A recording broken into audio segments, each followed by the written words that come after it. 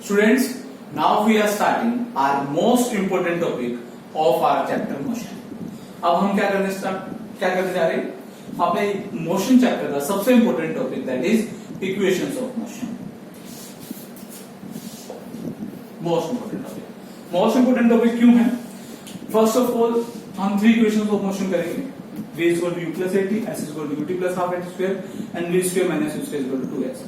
इन तीनों की डेरिवेशन करने वाले हैं और इन्हीं 3 फॉर्मूलाज के ऊपर बेस्ड हम बहुत सारे न्यूमेरिकल सॉल्व करने वाले हैं. इन 3 फॉर्मूलाज के ऊपर एक ना एक न्यूमेरिकल फाइनल एग्जाम में जरूर आता है. ठीक है. फर्स्ट ऑफ ऑल इनके न्यूमेरिकल बहुत इंपॉर्टेंट है इन फॉर्मूलाज के ऊपर.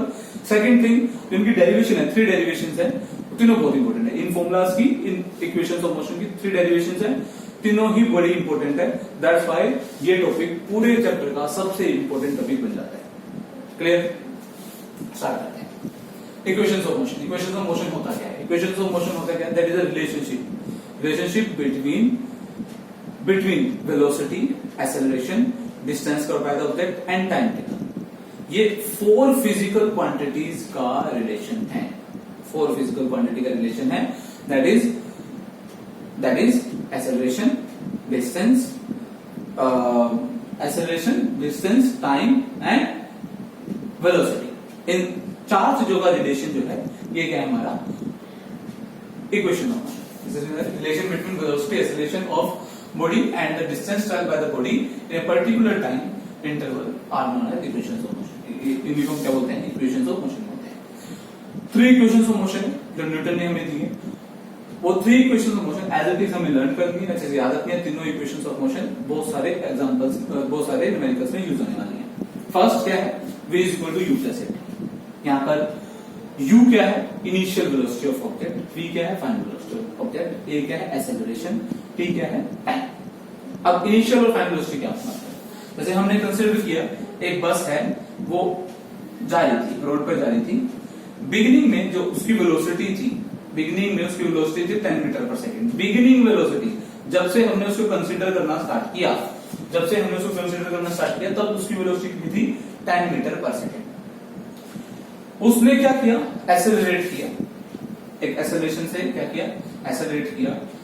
और सपोज करते हैं 2 metre per second square acceleration से उसने एक्सेलरेट किया. हमें फाइंड आउट करना है आफ्टर टाइम 10 सेकंड. 10 सेकंड के बाद उस बस की वेलोसिटी कितनी होगी?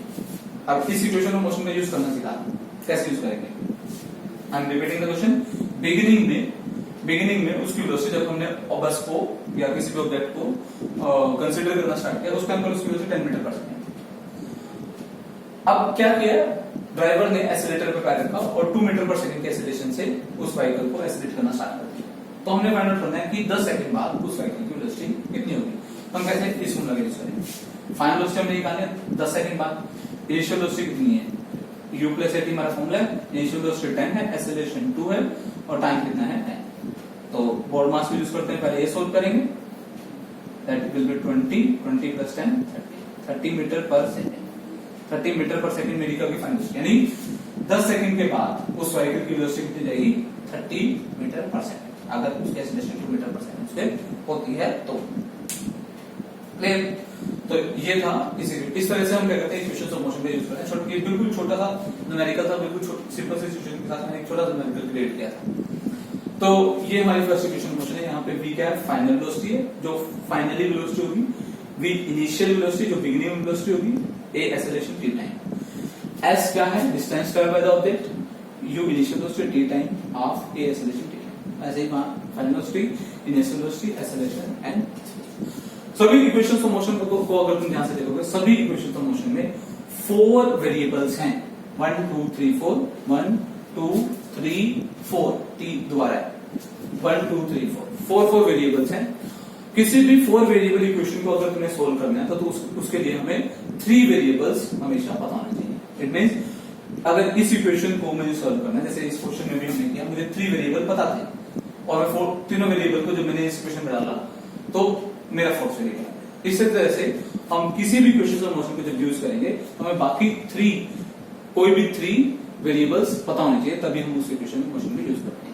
ठीक है. प्रॉब्लम क्या रहती है? प्रॉब्लम ये रहती है कि जब हमारे पास न्यूमेरिकल आता है हमें नहीं पता होता कि किस क्वेश्चन में कौन सी इक्वेशन ऑफ मोशन यूज करनी है।